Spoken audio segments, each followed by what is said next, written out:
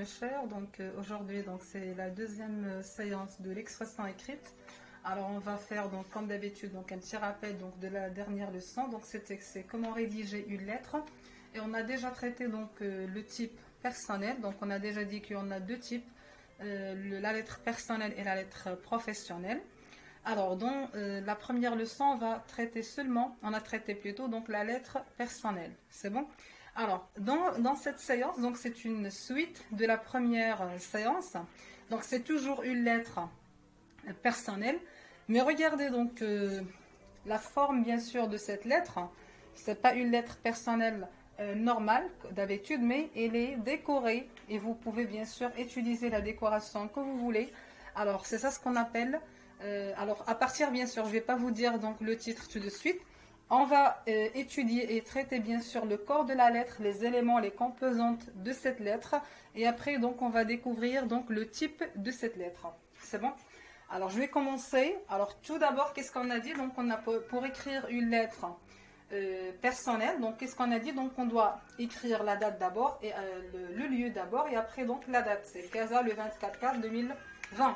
Après, qu'est-ce qu'on écrit? Donc, on écrit donc une formule d'appel. Ça veut dire c'est le nom bien sûr du destinataire à qui bien sûr j'adresse ma lettre. Ici donc on adresse la lettre à une fille, donc c'est à une amie qui s'appelle Lina, donc chère amie Lina. Alors regardez le corps, donc c'est ce qu'on appelle le corps.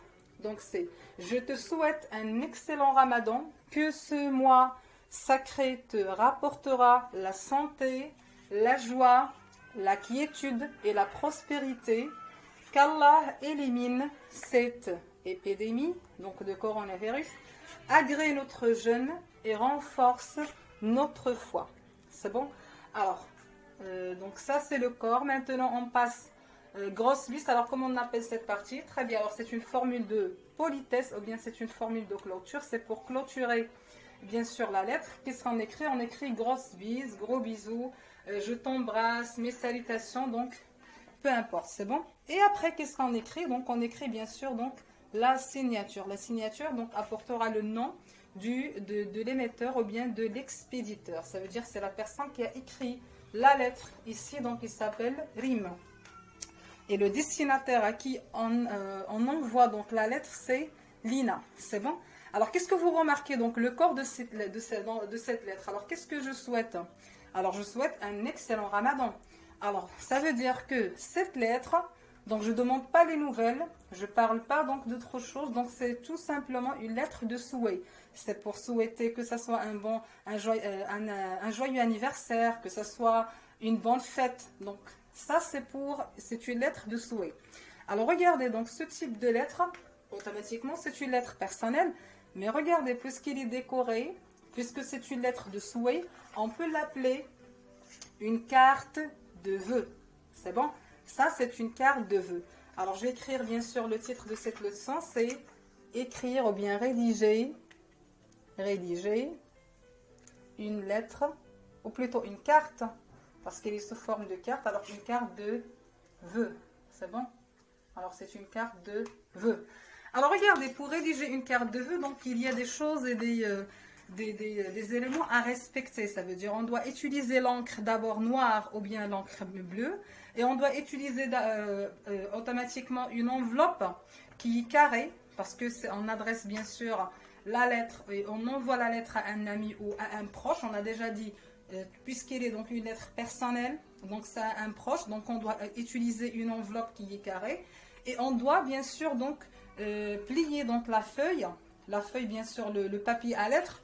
Donc ce papier donc à lettres, donc c'est là où j'écris la lettre, je dois le plier sur 4, pardon, je dois le plier sur 4, c'est pas sur 3.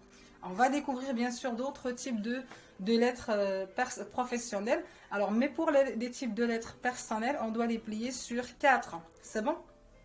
Et regardez, pour écrire donc la formule d'appel, on doit l'écrire, on doit bien sûr donc partir donc on doit prendre bien sûr donc le premier mot, donc c'est la formule d'appel. On va commencer à partir donc de la première lettre chère et on va aligner tout bien sûr nos écrits. C'est bon? C'est à partir donc de la première lettre de la formule d'appel. C'est bon? Alors, je pense que la leçon d'aujourd'hui donc est bien claire. Alors, ce que je vous demande de faire, mes chers, vous devez rédiger la même chose, c'est une carte de vœux où vous allez souhaiter, bien sûr, à vos amis, à vos proches, à la famille, peu importe, un excellent ramadan. Et regardez, ce qui nous intéresse, vous devez respecter, bien sûr, la forme de cette lettre, de cette carte de vœux. Et vous devez, donc, je vais vous envoyer tout de suite des modèles de cartes de vœux que vous devez, bien sûr, donc, les faire à la maison. C'est bon? Alors, je vous souhaite un joyeux ramadan et je vous dis à bientôt, mes chers.